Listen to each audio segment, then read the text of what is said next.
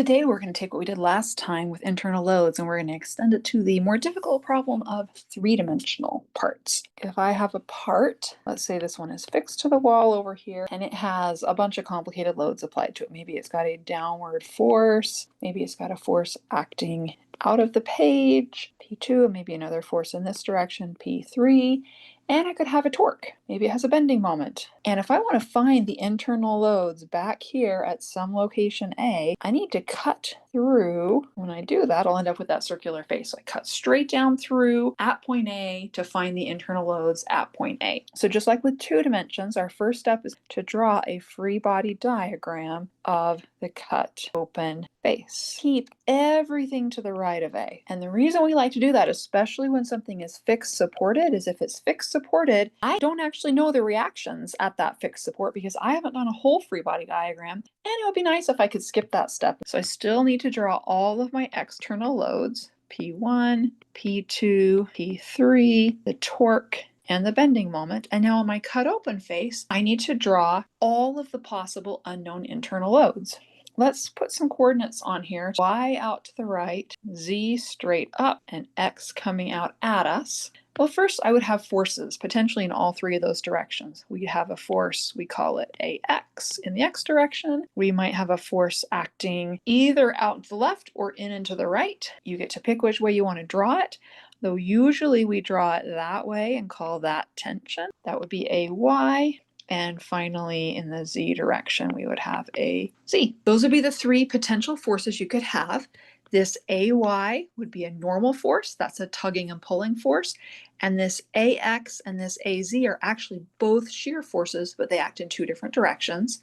And then we will also potentially have moments about all 3 of our axes. I'm going to draw them so this doesn't get too cluttered as double-headed arrows like that. I'm going to call that the moment at point A about the Z-axis. And you can think of it as take your right hand, your thumb points in the direction of that double arrowhead, and so the sense of rotation would be about the axis like that. There's MAZ. Out here in this direction would be MAX, and we usually draw it assuming rotation about the positive y-axis. So I'm going to draw it this way, MAY. Just draw it in the direction of the positive y-axis. So those are our 3 potential moments that we could have at that cut. This one that's about the y-axis, since the shaft is aligned along the y-axis, any twisting this way would actually be a torque. So this one you can call torque if you want. The other 2 are actually bending moments. One involves bending about this z-axis, so bending kind of in that direction. The other would involve taking this bar and bending it that way, bending it about the x-axis. So how are we going to solve for them? From statics, you should know that every time you draw a free body diagram, it is because the very next step is going to be writing equilibrium equations to solve for unknowns. So since it's a 3D problem, I can write 6 equilibrium equations. And they all have to equal 0. So if I sum all the forces in the x direction, they have to equal 0. And that will give me AX. If I sum all the forces in the y direction, that will equal 0, and it will give me AY. Summing forces in the z direction, setting equal to 0, will give me AZ.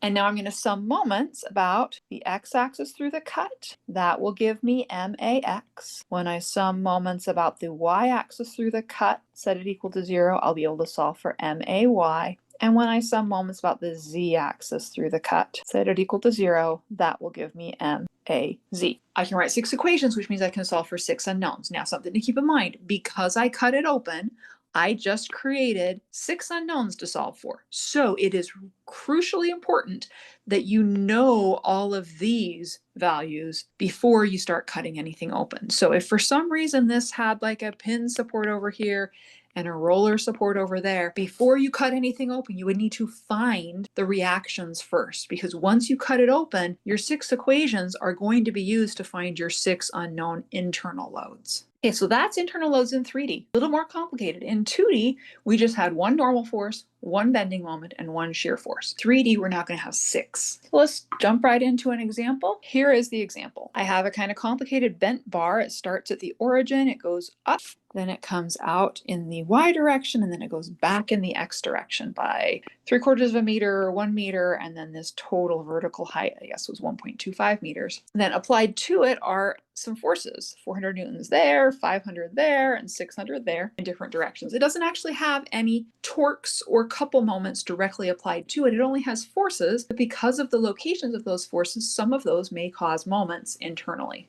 The problem simply asks us to find the internal loads at 3 points. Point A in the middle of that bar, point B in the middle of this bar, and point C in the middle of the third bar. Mentioned it really briefly, let me mention it again. There's a nice shortcut for a part with a single fixed support, which this is. All we have for supports are just single fixed support at the origin. You can skip finding the reaction forces. And the reason for that is when we want to go find the internal forces at A, we will cut through A and we will choose to keep everything out past point A and not everything back here. If we tried to draw a free body diagram through the cut at A where we included everything back here, I would have to first find the reactions at the origin. I don't want to do that step because that step itself is like a whole three-dimensional statics problem that I would like to save the time and not have to do. So this is our shortcut. Let's first cut it at A. So I need to do a free body diagram where I cut at A. So this one's pretty simple. It's just a chopped off cylinder. If you're cutting it right here, the only load that acts on it is the 600 newtons. That's our only external load. So let me draw the downward 600 newtons. Now my cut open face, I just told you what we're going to have to draw on there. If you don't remember, we need to draw on there 6 unknowns. 3 forces, 3 moments. If you want to use purple and green like I did, go for it. On my diagram, I do want to quickly draw some coordinate axes. There's my z-axis, there's my x-axis, and out in that direction is my y-axis. So in purple, let's draw our 3 unknown internal loads. In this case, AX is pointed that way, AY will be pointed that way, and AZ will be directed up along the z-axis. Now let's draw our 3 unknown moments. We'll have a MAZ along that z-axis. We'll have an MAY. The vector is pointed along the y-axis, or you can think of it as rotation about the positive y-axis. And finally, MAX. So I've got 6 unknowns. Writing out equilibrium. If I sum all the forces in the x direction is that way. The only force I have in the x direction is AX, so it has to equal 0. One of them solved. Summing force in the y would also have to equal 0. I've got in the y direction only AY, so that has to equal 0. And finally, something non-zero. If I sum forces in the z direction, straight up would be positive, and I end up with a z upward minus 600 newtons downward is equal to 0. So solving, I get that AZ is 600 newtons. And I will just leave it like that. You could say it's upward. I tend to prefer just have your free body diagram where you show the direction of the force, and if it's written down your answer with a positive, that means it is in the direction as indicated on the figure. If it had come out negative, it would mean it actually pushes downward. So done with the forces. Let's sum moments. So I'm going to first sum moments about whichever axis you want. X, that's the sense of my positive rotation. So my MAX is unknown and it is positive because I drew it positive. And are there any other moments about that point? Point A, we're thinking of the point as being right in the middle of the cross section. So the axis also goes through the middle of the cross section. And you probably notice that AX, AY, and AZ go right through that point, so they won't cause a moment. Also, the 600 newtons, that is lined right up. It points directly through the x-axis, so it also causes no moment. Or you could think of it as the perpendicular distance is 0. So if you want to write down 600 newtons times 0 meters, the answer is the same. You get that MAX is just 0 for this location on this part. What we're saying is a 600 newton force, in order for it to cause any rotation of the part about this axis, it would need to be either out here in front of the axis or back here behind the axis, but since it's directed right through the axis, causes no rotation about that axis. Let's do the other two. If I sum moments about the y-axis, also has to be 0. There is my positive sign convention. So I'll have MAY, which is about the positive y-axis. Again, all the purple forces cause no moments because they're directed right through the y-axis. But now this 600 newtons, can you notice that it is a perpendicular distance away? So it is going to cause rotation. And by the right-hand rule, it's going to cause a negative moment. So it's going to be minus 600 newtons times a distance. It's however far this is. Let's go look at our figure to see. Well, the entire thing was 0.75 meters long. A is halfway over, so it'll be half of 0.75 meters. 0.75 meters divided by 2. That'll have to equal 0. You toss it in your calculator and you get that MAY is 225 Newton meters. Remember, couples, moments, torques, they have units of Newton meters. And finally, let's sum the moments about the z-axis for this point. There's our positive sign convention. We got MAZ, and then will any of those forces cause moments about the z-axis? Again, the purple forces will not, because they go through that axis. And the 600 newtons is parallel to the z-axis. You remember that a force that is parallel to an axis does not cause rotation about it. So we just get that MAZ equals 0. In this case, 4 of our answers came out to be zeros. The other 2 were very quick and easy to calculate. Let's do the next one. Let's do the free body diagram based on a cut at point B. Where was B? Okay, well, B is halfway along this 1 meter length. So if I cut here, I have to keep everything on one side of the cut or the other. But since we were kind of doing the shortcut, we never found the reactions here. When I do that cut, I want to keep everything over here. Everything includes that whole length and the 600 Newton force, and now also the 500 Newton force. So let me draw this one. We end up with kind of an L-shaped part. There's our cut face. And then there is the other part of it. Acting on this, I had a downward 600 Newton force, and then along in this direction, I had a 500 Newton force. And before I get too far ahead, let's put some coordinate axes on here. This is going to be our y-axis, going to be our x-axis, and this is going to be our z-axis. I don't know if you noticed, but I'm redrawing a new x, y, and z axis on every cut open face at the cut. Do you remember our original X, Y, and Z axis were all the way down here at the origin? But when I did this cut, I found it really helpful to draw an X, Y, and Z axis at the cut open spot at A. I'm going to do the same thing here. X, Y, and Z axis go right through there. Now I need to draw BX, BY, BZ, and the moments at B. Going back to purple for my forces, we'll just guess that everything acts in the direction of the positive axis. So we'll call that BX. Call a force in this direction, BY, and then we'll call a force up in this direction, BZ. In 2 dimensions, we placed a lot of emphasis on which direction to draw your forces so that you had a positive sign convention. We don't tend to be so particular about that in 3D. In 3D, the goal is just to find how big the values are and show on the picture which direction they act. So I like to draw them in the direction of the positive coordinate axes. So here's going to be my MBX. Up here will be my MBZ.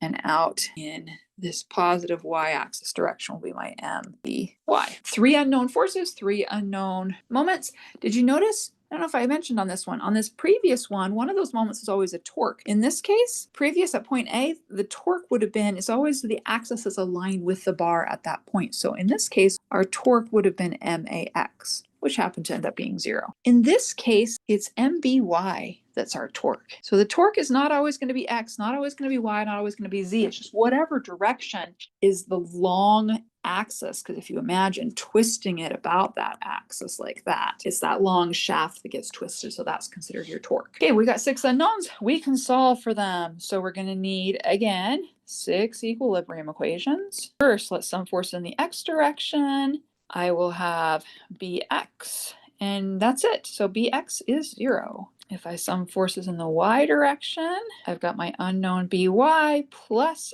500 newtons equals 0. So solving, I get that BY is minus 500 newtons. Minus means I drew it in the wrong direction. In this case, I actually drew it in compression. Then I got a negative sign, which means I drew it in the wrong direction. What that means is that this 500 newtons actually tends to cause tension. Next, we need to sum forces in the Z direction. Z is straight up. I've got BZ I need to solve for, and the other one is just a downward 600 Newton force. Oh, that all has to equal 0, so I get that BZ is 600 newtons. I got the forces dealt with. Now let's do the moments. If I sum moments about the x-axis, this x-axis on this diagram through the cut, I will have MBX. And let's look at these 2 forces to see if they're going to cause a moment of the x-axis. None of the forces at B will, because they go right through that axis. And this 500 Newton force looks like its line of action goes right through the x-axis, so no moment from that one. But the 600 Newton force, now, here's the x-axis all the way back here, it has a perpendicular distance away. The 600 Newton force is going to cause a negative moment. Start with your wrist here, fingers come out this direction, they're going to curl down because the direction of the force is downward. So that's going to leave your thumb pointing back in that direction. So negative moment. So when I write this whole equation, I'm going to have mbx, then I would have my 500 newtons, but that one's 0 meters away. So put it in with a 0 meters, and finally minus 600 newtons, and its perpendicular distance away is this length, which I think was a half a meter, equals 0. So solving, I get that mbx is 300 Newton meters. Okay, see the next one down here. If I sum moments out the y-axis, my axis is that way. I will have mby, and then can you see the 500 newtons is parallel to the y-axis and goes right through it, won't cause a moment. So the only thing that's going to cause a moment is the 600. And for this one, your wrist is on the y-axis. Fingers are going that way. They got to curl down this way. So your thumb, again, is pointed in the negative y direction. So we're going to end up with a minus 600 newtons. And the distance away will be 0.75 meters. It's how far you have to go to get from the axis out to the 600 newtons, which is 0.75 meters. That has to equal 0, so we get that mby is 450 Newton meters. And one more, summing moments about the z-axis is 0, upward positive. We get mbz that we're trying to solve for. And then the 600 Newton force is parallel to the z-axis, causes no moment. Can you see that the 500 Newton force is directed right through the z-axis, meaning there's no perpendicular distance. So we can just say this is equal to 0, or if you want to write down the 500 newtons times 0 meters. It all has to be 0. mbz is 0. And we found all the internal loads at point B. Finally, we need to cut at C and do a free body diagram. Do you remember where C was? C is halfway down here. So I'm going to cut it at C. And even though it'd be really great to just keep this little short section, I can't because I did not find those reactions. So when I cut it at C, I'm going to have to keep everything up here. Let's draw it. So there is my cut at C. From there, the bar comes out along the y-axis and it goes back in the x direction. Let me draw my forces on here. Downward, we have 600 newtons. Out in this direction, we have 500 newtons. And somewhere along here, we had a 400 Newton force, and we cut it right here at C. So I'm going to draw my coordinate axes at the cut. There's X, there's Y, and Z is coming straight up. Now I get to draw all of my forces. So in the X direction, you'd have CX. In the Y direction, you'll have CY. And in the Z direction, you'll have CZ. And then for the moments, in the X direction, you'll have MCX. In the Y direction, you'll have MCY. And in the Z direction, you'll have MCZ. Can you see which one's going to be your torque this time? The torque is always the one that is aligned with the axis of the shaft where you cut it. So in this case, it's CZ. Is going to be your torque. So equilibrium equations, it's always our next step after drawing a free body diagram. So if we sum forces in the x direction, we get Cx minus 400 newtons equals 0. So Cx equals 400 newtons. Next, let's sum forces in the y. We've got Cy plus 500 newtons equals 0. So Cy equals minus 500 newtons. With the way I drew it. And finally, summing force in the Z must also equal 0. And I get CZ minus 600 newtons equals 0. So CZ equals 600 newtons as well. So CX has to counter this guy. They have to be equal and opposite. CY has to be equal and opposite to the 500 newtons. And CZ has to be equal and opposite to the 600 newtons. Now we get to sum moments. I find this is easiest if I actually write the dimensions on here. So this one is 0.75 meters. This length is 1 meter. And then vertically, I got two lengths that are important. I've got the length from the top down to the 400 Newton force, which is 0.5 meters. And then from the 400 Newton force to point C, or from the top all the way down to point C. We can do it either way. It's this little bit right here is 0.125 meters, or the whole height over here is 0.625 meters, whichever dimension is easier for you to use. Next, we're going to sum moments off the x-axis. So I have mcx in my equation. Now I need to look at each of these forces one by one and see which ones will cause moments. You already know that Cx, Cy, and Cz won't cause moments because they go right through point C. So they're no distance away from the axis. The 400 Newton force is parallel to the x-axis, so no moment there. But the 500 Newton force, that is not parallel to the axis, and it doesn't go right through the axis. So I'm going to have a 500 Newton force, and its distance away is that 0.625 meters. 500 newtons times 0.625 meters, and now we just have to figure out if it's positive or negative. So if you start with your wrist here, you go up, you curl your fingers that direction, your thumb is going to point in the negative x direction. So that's negative. Now, the 600 Newton force, it also is not parallel to the x-axis and not pointed through the x-axis, so it will also cause a moment. And this time I want to look for that perpendicular distance. So since the axis is in the x and the force is in the z, the third direction we got to think about is y. We need that y distance, which is 1 meter. So minus 600 newtons times 1 meter. Actually, I wrote down minus. Is it minus? Let's see, if you start with your wrist at the x-axis, you go this way with your fingers and they curl down that way. Your right hand, your thumb is going to point in the negative x direction. It is negative. All equals 0. Solving, we get mcx is 913 Newton meters. See the next one. We're summing amounts at the y-axis this time. So we will have MCY on there. And then let's see which of these are going to cause a moment. Yeah, the 400 newtons is not parallel to the y-axis and is not directed through the y-axis. So I just need the perpendicular distance, which is just that little 0.125. So we'll have 400 newtons times 0.125 meters. And that one, if you start with your hand at the y-axis, you go up and your fingers curl that way. Your right thumb is pointed in the negative y direction. All these moments are coming out negative. What about the 500 newtons? Will not cause a moment because it's parallel to the y-axis, but the 600 newtons will, and its perpendicular distance is 0.75. You start here, go that way, and then down, your thumb is pointing back in the negative y. So also minus 600 newtons times 0.75 meters equals 0. So MCY comes out to be 500 Newton meters when you do all of that math. Last one, if we sum moments out, the z-axis also has to be 0. So I'm solving for MCZ. Let's see, the 400 Newton force, that goes right through the z-axis. The 500 Newton force also, its line of action goes right through the z-axis, and the 600 Newton force is parallel to the z-axis. CZ is just equal to 0, and we're done. Because every force on this part is either directed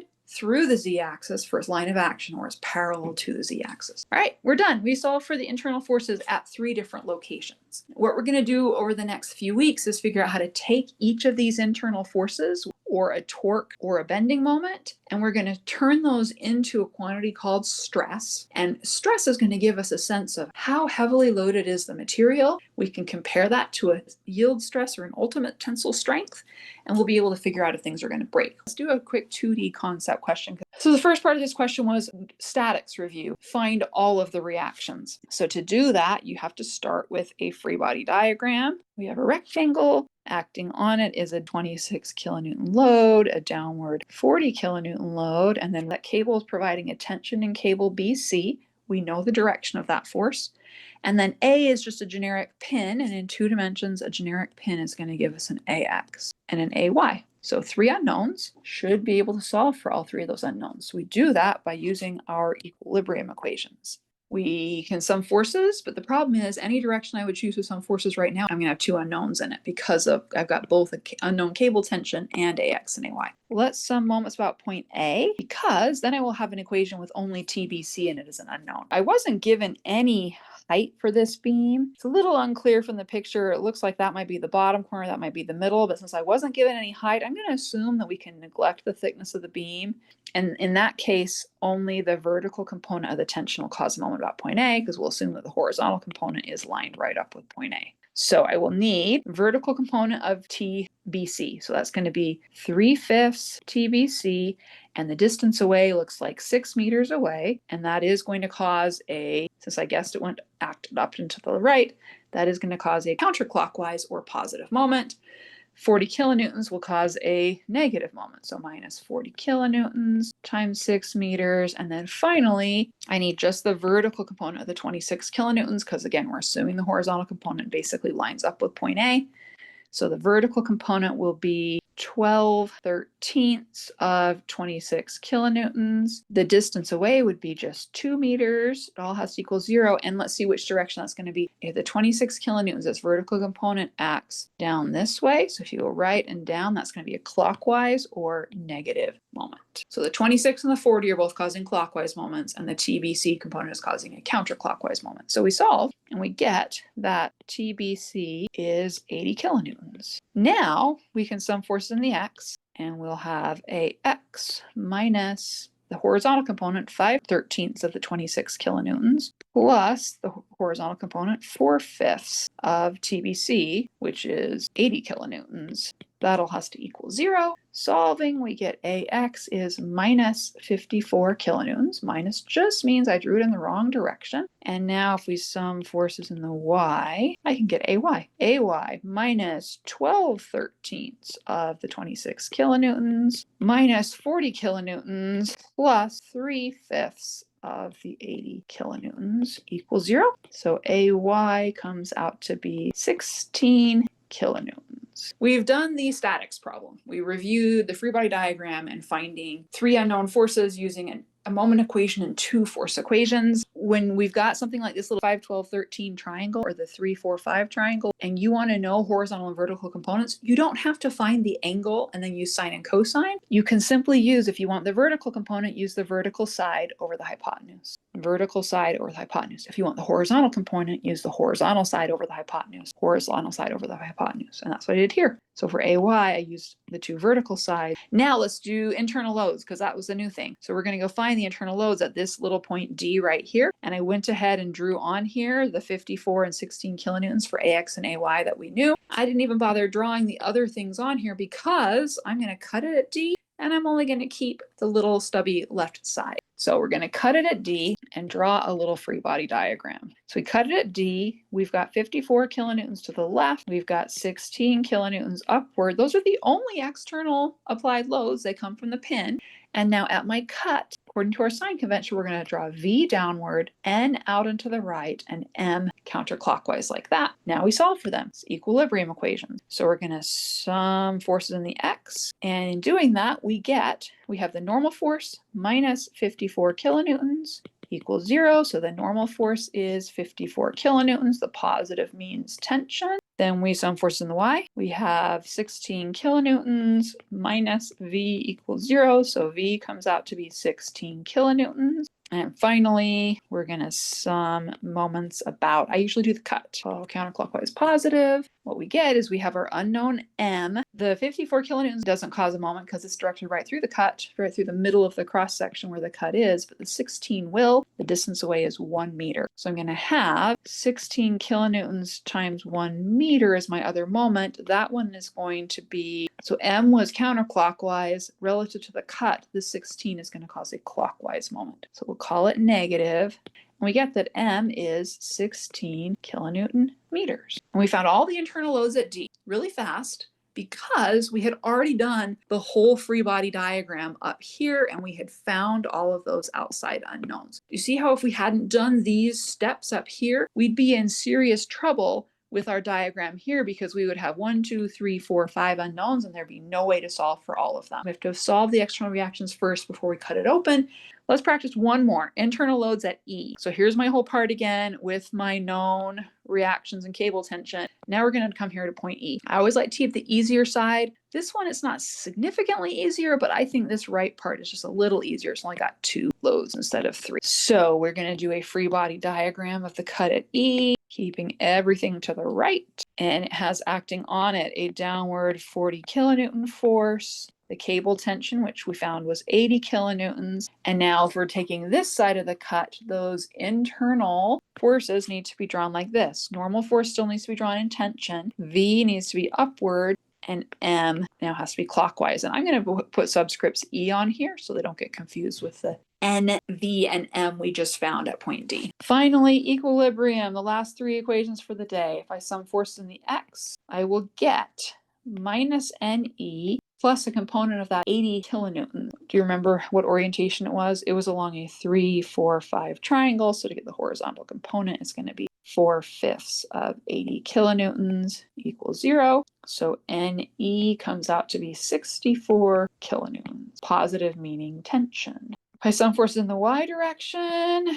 I have VE upward minus 40 kilonewtons downward plus the vertical component of that 80, which is 3/5 of 80. It has to be 0. VE comes out to be minus 8 kilonewtons. And then if we somehow have the cut, has to be 0. We'll have minus ME because I'm guessing counterclockwise is positive, but my internal sign convention had me draw it on here in clockwise, so we'll call it negative for summing moments. And then I'll also have a negative moment caused by the 40 kilonewtons, which is 2 meters away from point E. And then I will have a positive moment caused by the vertical component of my 80. So I'll use the 3/5. 3/5 of 80 kilonewtons, which is also 2 meters away. That all has to equal 0. So solving, we get ME comes out to be 16 kilonewton meters. And that's it for this set of notes. We learned how to find internal forces in 3 dimensions and practiced it with a bunch of different cuts on a bent bar.